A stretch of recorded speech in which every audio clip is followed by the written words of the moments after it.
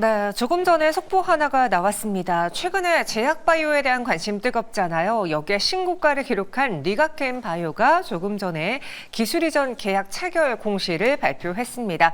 LCB97 대상 기술 이전 계약 체결 소식이 나오면서 오후에 갑자기 또 한 번 거래가 붙는 모양이었습니다. 이미 가격의 신고가 부근에 있기 때문에 여기서 상한가 혹은 급등, 폭등까지의 모습은 아니지만 다시 한번 고점을 높일 동력을 얻었을까요? 오후에 거래가 수반되며 현재 2.66% 상승세를 보여주고 있습니다.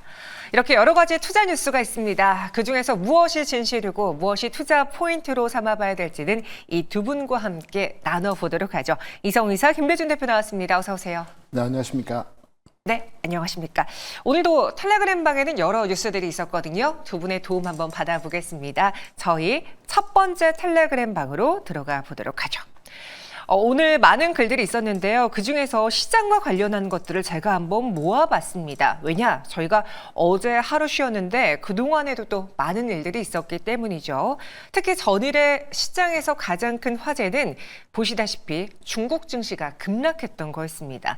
경기 부양책 열어봤는데 실물 경제에 직접적인 영향을 줄 만한 부양책이 없었다라는 실망 때문에 전일장은 폭락을 했습니다. 근데 오늘은 물론 달라지고 있죠. 인민은행의 95조 규모 스와프 플랫폼 개설 소식에 증시 투자금이 늘어날 것이다. 증시 부양에 대한 기대가 커지며 현재 구간에서는 중화권 증시가 빨간불을 켜고 있고요. 실제로 봤을 때 본토 증시가 7거래 연속 1조 위안 돌파 모양새가 나타납니다. 다시 한번 어제 침체된 중국 증시가 하루 만에 바뀌는 모습 나타내고 있고요. 또 금리와 관해서도 새로운 이야기가 있어요. 이번에 FOMC 의사록을 열어보니까 여기서 빅컷을 반대한 의원들이 있었던 것으로 보여집니다. 그래서 다가오는 FOMC 회의에서는 금리가 동결될 가능성, 다시 빅컷은 없을 거야라는 이야기가 나오고 있습니다. 이에 대한 이야기도 저희가 잠시 후에 다뤄보겠습니다. 보겠고요. 또 이와 함께 유가단에서도 변화가 있었죠. 저희가 전거래일에 봤을 때만 해도 유가가 상승하면서 200불까지도 올라갈 가능성이 있다라는 분석을 전해드렸는데 중동 진정학 갈등이 재부각됐음에도 불구하고 현재 구간 유가 상승 탄력이 좀 제한되고 있고 오히려 파란불 다시 하락세를 보여주고 있습니다. 미국에서 이란과 휴전 비밀 회담 소식에 사실 무근이라고 했지만 휴전 이야기가 나오고 있다라는 게 또 투자 심리를 요동치게 하고 있는 것 같은데요. 첫 번째로 중국부터 한번 다뤄볼게요. 네. 김대준 대표님, 어제는 급락, 오늘은 다시 또 반등하고 네. 있습니다. 그러니까 그 부양책에 대한 점수 평가를 하고 있는 것 같은데 어떤 변화가 있었습니까? 부양책의 이후로의 최근 중국 증시가 상승했다라기보다는 환경이 바뀌어서 중국 증시가 상승하고 있다라고 제가 말씀을 드렸던 것 같은데 네. 최근에 중국 증시가 바닥 대비해서 한 30% 상승을 했습니다. 그리고 최근 단기적으로 10% 정도 조정을 받고 있는 모습에서의 상황입니다. 내용적으로 한번 이제 들어가 보게 되면 어떠한 종목들이 올랐을까라는 측면에서 바라보게 된다면 중국 증시 최근 가장 강했던 종목은 알리바바와 텐센트와 같은 종목입니다. 그럼 이 알리바바 텐센트 주가를 우리가 길게 한번 주가 흐름에서의 상황을 한번 놓고 평가를 해보게 되면 3년 횡보의 고점을 다 돌파했거든요. 그러니까 추세가 지난 3년 동안의 횡보 내지는 하락 조정 과정에서의 모습을 보이는 과정에서 최근 상승으로 인해서 3년 고점을 돌파했습니다. 두 종목 다 대표 종목이죠. 그러면 중국 증시의 전반의 흐름은 방향이 바뀌었다라고 판단되는 지점에서의 상황이라고 우리가 해석할 수 있는 것입니다. 그래서 단기간에 최근 조정 흐름이 나오고는 있지만 이거는 더 가기 위한 국면에서의 일시적인 숨고르기 현상이다. 이렇게 해석하는 게 좀 더 높은 확률로의 시장 접근 해석이라고 보고 있습니다. 그러니까 무언가 경기 부양책에 대한 변화보다도 환경이 바뀌면서 중국 증시에 대한 관심도가 늘어나고 있고 여기서 실망해서 끝났어. 자유를 소멸해야가 아니라 숨고르기의 일환이다라는 이야기입니다. 이성 이사님, 네. 저는 사실 어제 중국 증시 급락하는 거 보고 오늘 그럼 관련 수혜주로 봤던 우리 경기 민감주라던가 소재주라던가 오늘장 급락하지 않을까 걱정했는데 상대적으로 잘 버텨주고 있거든요. 오늘 그거는 중국 증시가 다시 반등해서일까요? 현 구간에서 관련 수혜주들 어떻게 대응해 볼까요? 우리가 그 수혜주, 그다음에 중국의 경기 부양 형태가 과거에는 인프라 중심으로 이루어졌다라고 하면 이 경기 부양 전에 넘어오는 단계에서 경기 부양에 대한 형태가 바뀌었어요. 이번에는 소비 쿠폰을 발행을 했고 대규모 경기 부양을 단행을 할 때는 플랫폼 위주로 진행을 하겠다라는 점을 밝혔어요. 그러면 우리나라에서 중국 관련주를 찾을 때 가깝게 소비 쿠폰 발행 같은 경우는 소비자를 접근이 가능하겠죠. 그런데 시세가 단기로 낮고 그다음에 수요 회복이 나타나야 주가가 오를 수 있는 화학주 같은 경우는 한계가 있어요. 전통적인 경기 부양과 연관이 있기 때문에 그러면 플랫폼주를 찾아서 가는 게 맞고요. 그 부분은 미국에 상장된 중국 플랫폼 주식을 보는 게 낫다라는 생각입니다. 우리는 언제나 최적을 찾아서 가는 것이고 그 중에서 경기 부양의 형태 중에서도 중심이 된 걸 찾아서 그와 관련된 종목을 접근하는 게 낫기에 국내보다는 미국에 상장된 플랫폼주를 찾아서 보시는 게 낫다라는 말씀을 드립니다. 그러면 현재까지 국내 증시에서 중국 관련 수혜주로 꼽혔던 종목들 수익이 난다면 여기서는 일단 수익 챙기고 차라리 본토로 가던가 아니면 미국 증시 내에 상장된 중국 증시로 갈아타자, 이전하자라는 거죠? 네, 그렇습니다. 그렇게 대응을 하는 게 나은 네. 이유가 화학주 같은 경우는 거의 수요 회복이 가능해서 주가가 오를 수 있는 기점까지 이제 최근에 고점이 그 정도의 주가 수준이거든요. 예, 그래서 접근에 대해서 무리는 하지 마시고 해외로 가시는 게 낫다라는 말씀을 드립니다. 네, 이어서 두 번째 이야기 한번 해보겠습니다. 앞서 저희가 텔레그램 방에서도 보여드렸는데 자꾸 바뀌고 있는 뷰가 있잖아요. 그래서 참 예측이 어려운 상황, 이번에는 금리와 관련해서 보겠습니다. 이 빅컷에 대한 가능성은 줄어들었어요. 다가오는 금리 동결에 대한 가능성이 높아지고 있는데 지난번에 김대중 대표님이 네. 좋은 건 좋은 거다. 빅컷 안 하면 그만큼 시장이 좋기 때문에 그런 거니까 이건 호재다라고 말씀하셨잖아요. 맞습니다. 근데 그 다음 날엔 또 이걸 빌미로 지수를 뺐거든요. 네. 이런 상황에서 지금 우리는 어떤 기준을 잡고 이 빅컷과 또 FOMC를 맞서 대응해봐야 됩니까? 우리가 금리 최근 상황까지의 흐름들을 보게 되면 네. 금리를 올릴 때에는 물가에 연동해서 금리를 추적해서 상승시키거든요. 근데 금리를 내릴 때는 경기 부양의 목적이 큽니다. 연준에 추가하는 2%의 물가 수준은 이미 도달을 했습니다. 그러면 미국에서는 연준에서는 경기 부양과 관련된 정책으로서의 금리의 속도 조절을 할 거라고 판단이 되고 있는데요. 네. 이번 11월에 미국 연준에서 B컷을 할지 아니면 금리 동결을 할지 각각의 의견들이 다양하게 현재 분석이 되고 있어요. 시장에서는 현재 동결 또는 25bp 확률이 가장 높아요. 왜냐하면 10년 만기 국고채 수익률을 보게 되면 4% 초반이거든요. 네. 기준금리가 5%이고 실질적으로 여기에 스프레드를 가감하면 4.25 정도가 10년 국고채 일반적 수준에서의 금리 가격입니다. 그러면 지금 10년 국채 수익률에서의 상황은 잘하면 0.25 또는 안 할 수도 있다라는 시장의 반응입니다. 이 반응은 무엇이 중요하냐면 이 정도 규모 수준에서 금리 인하 또는 동결을 하더라도 시장 충격이 없을 것이라는 것으로 해석이 되고 있는 부분이거든요.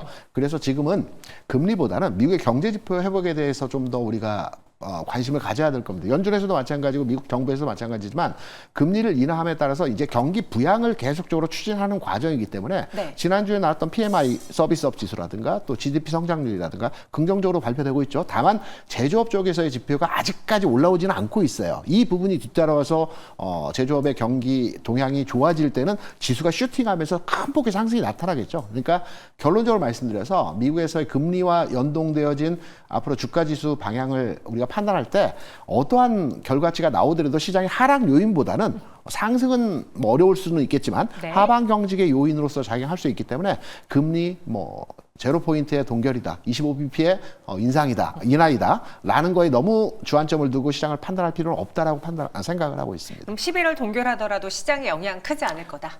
전혀까지는 아니지만 네. 일시적으로 하루 정도는 있을 수 있겠지만 방향을 바꾸는 흐름에서의 영향력은 아닐 것이라고 생각을 합니다. 네, 이렇게 두 번째 금리에 대한 기준점도 드렸습니다. 그럼 마지막 유가 보겠습니다. 유가가 참 요동치고 있죠. 그렇게 안 움직이던 유가가 중동 전쟁의 불확실성이 커지면서 상승하자 200달러까지도 이야기가 나왔는데 또다시 이 상승에 브레이크가 걸렸습니다. 현 구간은 국제유가가 하락하고 있죠. 그리고 여기 더불어서 휴전 가능성과 미국 내에서의 이 재고 증가 소식까지 더해지며 다시 멈췄습니다. 이성 이사님. 유가 200불이다 아니면 제한됐다 둘 중에 하나로 기준점을 잡아보자면 우리는 어떤 투자 포인트로 전략 세워볼까요? 200불은 너무 오바고요. 네.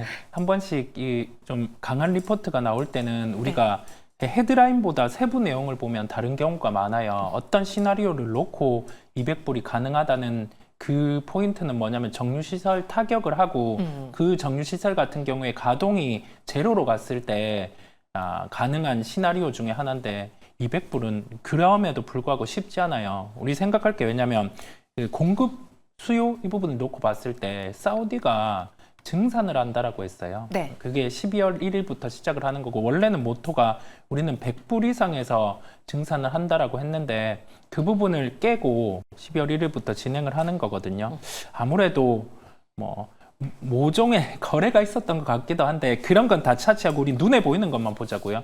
공급에 대한 부분이 여기에서 더 늘어날 수 있는 게 존재를 합니다. 그래서 중동 이벤트가 있음에도 불구하고 유가는 한 80불 정도는 못 가고 이런 식으로 나타나는 거거든요. 그렇다 네. 보니 우리나라에서 뭐 유가 관련해서 테마들 그런 종목들 같은 경우는 한 번 더 반등 줄 때 그때는 매도를 하고 나오시는 게 낫다라는 말씀을 드립니다. 나오긴 하지만 한 번 더 반등 나올 때 대표적으로 흥구석유 한번 보겠습니다. 오늘 9%의 개파락으로 시작을 했고요. 현 구간에서는 마이너스 5.32% 약세.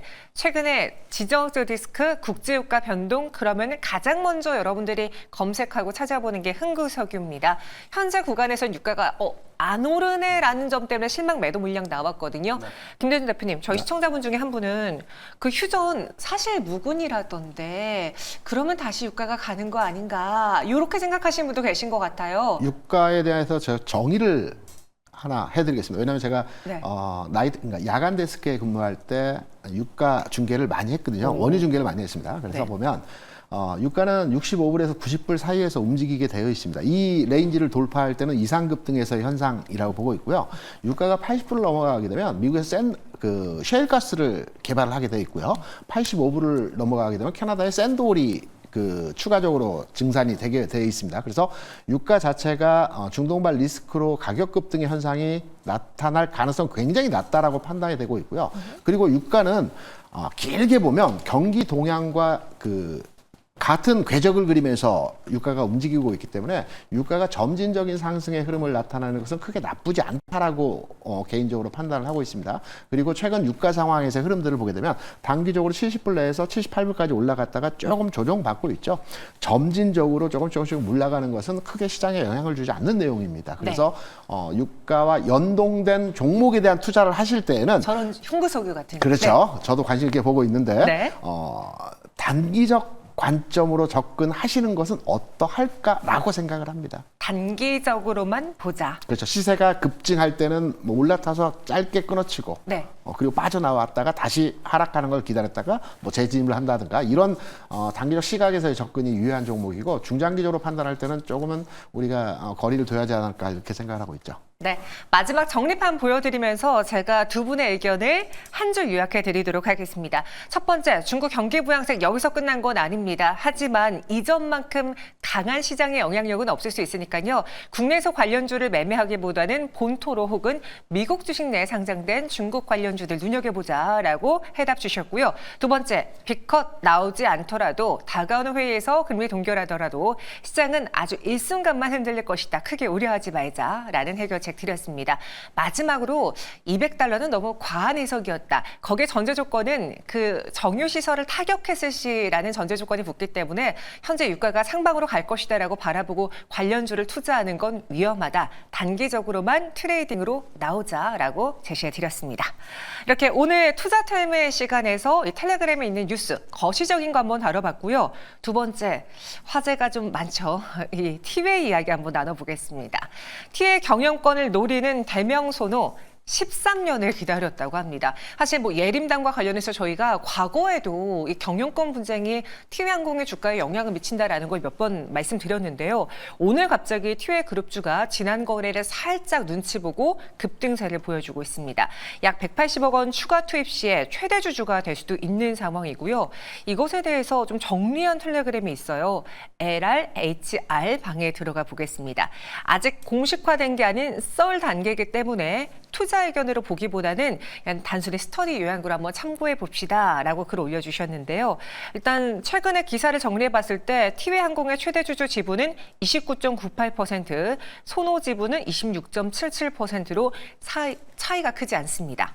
그런데 소노 인터내셔널의 경우에는 최근에 리조트도 인수했고요. 그리고 미국과 프랑스 호텔을 연이어 인수했기 때문에 항공 노선까지 갖고 있다면 시너지 효과를 낼 수 있겠죠. 그런 점을 노리고 더 영향력을 확대시킬 수 있다. 경영권 분쟁이 벌어질 수도 있다라는 겁니다.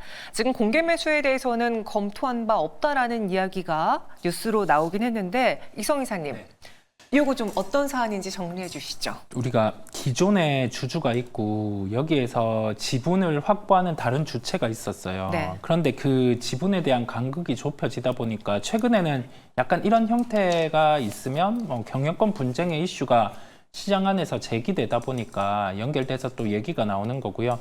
기사화가 된 거는 뭐 여기에서 공개 매수라든지 그런 형태는 없다라는 얘기는 했는데 그 불씨는 여전히 남아 있다 보니까 주가가 기사가 나온 기점부터 빠졌다가 다시 좀 반등이 나오고 있어요. 그런데 이런 이벤트 같은 경우는 우리가 뭐 주가가 어느 정도 올라갈 수 있고 그건 예측하기는 힘듭니다. 그런데 ING기는 해요. 여기서 끝나지는 않았기 때문에 뭐 아래 단가에서 보유하고 뭐 수익이 한 30% 이상 나고 계시는 분들은 여전히 뭐 가지고 갈 수 있는 상황들, 끝에는 이제 피날레 시세가 한번 나올 수 있는 게 여기에서 지분의 추가 매수 형태가 나오면 시세는 더 날 수 있기 때문에 그때까지는 좀 보유해 보는 것도 방법임을 말씀드리고, 네. 단 오늘 시가 같은 경우를 좀 지켜주는 게 중요하다는 말씀을 가격의 기준으로 언급드립니다. 네, 가격 기준으로 오늘의 시가가 깨지지 말아야 된다. 이 재료는 당분간은 좀 살아있을 것으로 보여진다라고 하는데 대표님, 저는 개인적으로 최근에 경영권 분쟁 뉴스가 유독 좀 많이 나온다라는 그렇죠. 생각이 들었는데 이게 제 기분 탓인지 아니면 진짜인지요? 많이 나오는 겁니다.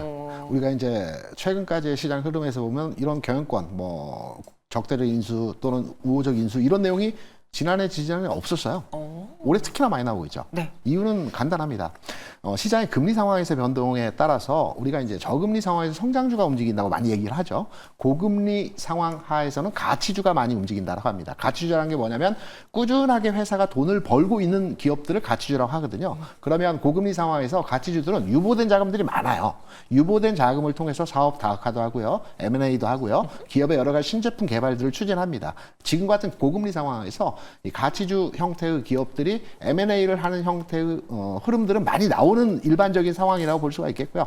최근에 또 단기적인 시세 흐름에서 보면 고려안뿐만 아니고 방금 말씀드린 티웨이 같은 경우도 마찬가지지만 10월 말 11월에 저기 대한항공 아시아나 인수 합병 마지막 그 결과치가 나오죠. 네. 이러한 전체적인 시장의 풍토와 맞물려서 지금 인수, 합병, M&A 관련한 이슈들이 시장에서 움직이고 있는데 저는 이 흐름이 좀 더 갈 수 있을 것 같아요. 시장 전체의 분위기 좀 더 이어갈 것으로 보고 있고, 다만 제 경험치로 판단을 해보게 되면 네. SK가 하이닉스를 인수하는 이런 우호적 인수의 경우에는 시장에서 더러더러 있었습니다. 그런데 기업과 관계에서 적대적 인수의 경우에는 제 기억으로는 없었던 것 같아요. 이슈만 발현시키고 나중에 사그라드는 경우들이 많았었기 때문에 이러한 부분들도 좀 우리가 감안을 해서 투자를 해보는 건 어떠할까라고 생각을 합니다. 앞서 이성 이사님은 조금 더 재료가 살아있을 것 같다라는 의견 주셨거든요. 우리 네. 김대중 대표님도 그럼 지금 티웨이 그룹주를 만약에 오늘 오전에 공략했다던가 지난 거래일에 매수했던 분들이라면 조금 더 들고 가도 괜찮다라는 입장이신지요? 전 지금 좀 들어가도 가능하다라고 보고 있습니다. 살아있고요. 지난 고려아연 때도 저 영풍정밀 주가 좀 탄력이었지 않습니까? 네. 이번에 예림당 주가가 좀 강하지 않습니까? 오늘 상한가에서 들어갈 수는 없겠지만 이왕이면 좀 강한 종목으로 주가 흔들림이 있을 때 네. 살아있기 때문에 시세 전체적인 시장의 분위기가, 그래서 탄력적 대응을 한다면 후발주 두 번째 종목에 대해서 관심을 가져보는 건 어떨까 이렇게 생각합니다. 네, 알겠습니다. 이렇게 두 분 모두 다 최근에 경영권 분쟁 관련해서 이슈가 되고 있다. 그리고 재료가 살아있을 것으로 보여지기 때문에 조금 더 들고 가자라는 이야기 전해드렸습니다. 잘 참고해 보시고요. 이어서 세 번째 텔레그램방 저희 실시간 주식 공지 정리 채널로 한번 들어가 보겠습니다. 앞서 제가 속보로 전해드렸죠. 리가켄바이오입니다. 이번에 항체 약물 복합체 ADC 멀티타겟 대상 공동연구 및 원천기술 기술이전 계약이 체결됐습니다. 보니까 사실 이번 기술이전 계약 체결에 대해서는 증권가에서 그렇게 눈여겨보고 있었던 내용은 아니었던 것 같아요. 그런데 이게 나와버림으로써 플러스 알파 모멘텀이 되어버린 거죠. 그래서 한 애널리스트는 지금 좀 빠르게 이 소식으로 인해서 호재로 받아들여질 것 같고 증권가에서 리가켄바이오의 목표가를 상향하는 움직임이 나오지 않을까라는 개인적인 의견을 텔레그램에 쓰기도 했는데요.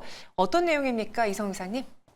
이게 ADC 원천 기술이죠. 항체약물 접합체 기술 중에서 이번에 일본의 오노 약품공업으로 이렇게 기술 수출이 이루어진 쪽은 주물질은 아니에요. 고용암 타겟으로 하는 부분이다 보니까 원래 리가켄바이오에서 최근에 리포트에서 다뤄졌던 주물질은 아니라서 이게 나오고 나서 이제 주물질의 기술 수출도 나올 개연성이 높아졌어요. 그러면 우리가 생각할 거 보통 기술 수출 나오고 세론 현상이 나와서 여기에서 주가가 빠지고 이런 모습들이 나타나는데 이번에는 주 물질에 대한 기술 수출은 안 나왔다라는 점을 우선은 강조드립니다. 그러면 원래 연내에 나올 수 있는 기대가 한 3개 정도였는데 1개는 나온 건데 그 1개가 원래 예상하지 않았던 부분이 나왔다 보니까요.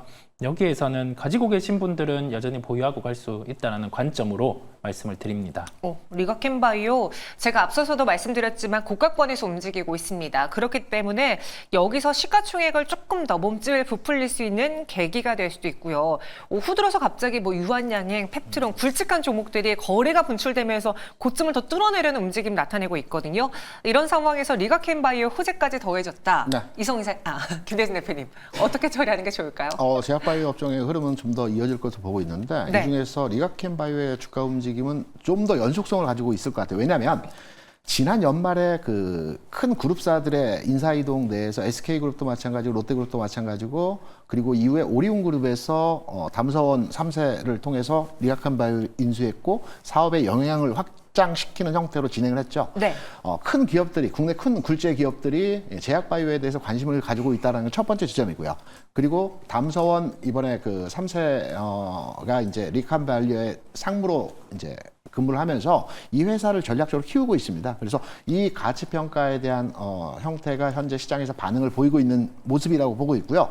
이러한 전체적인 시장의 트렌드 자체는 좀 더 이어집니다. 이 부분도. 그래서 알테오젠의 연속적인 고점 돌파라든가 리가켄바이오의 주가 움직임이라든가 이런 부분들이 상당히 시장에서 긍정적으로 발현되면서 좀 더 흐름의 연속성을 가진 모습들이 나타날 개연성이 크기 때문에 계속 우리가 주시하고 모니터를 해야 되죠. 사기에 좀 부담스럽다라는 부분이 있다 하더라도 네. 이 주식이 어떻게 발전형으로 진행이 되고 주가 움직이는지를 공부한다라면 다음 시점에서 다음 종목에서 이 부분을 차용해서 우리가 공부한 학습 효과에서 우리가 수익을 낼 수 있다라고 보고 있죠. 좀 더 가는 흐름입니다. 가는 흐름이다. 현재 코스닥 시가총액 6위에 올라와 있는 리가켄바이오입니다. 뉴스가 나오고 나서 8% 가까운 상승을 보여주기도 했고요. 현재는 4.44% 오름세에 나타내며 4거래 연속 빨간불 켜고 있습니다. 굵직한 기업들이 돈을 벌어내는 계약을 체결하면서 제약바이오의 훈풍은 끊이지 않을 것 같습니다. 오늘도 여러 가지 투자 뉴스 두 분과 함께 팩트체크해봤고요. 여기서 인사드릴게요. 설명 고맙습니다.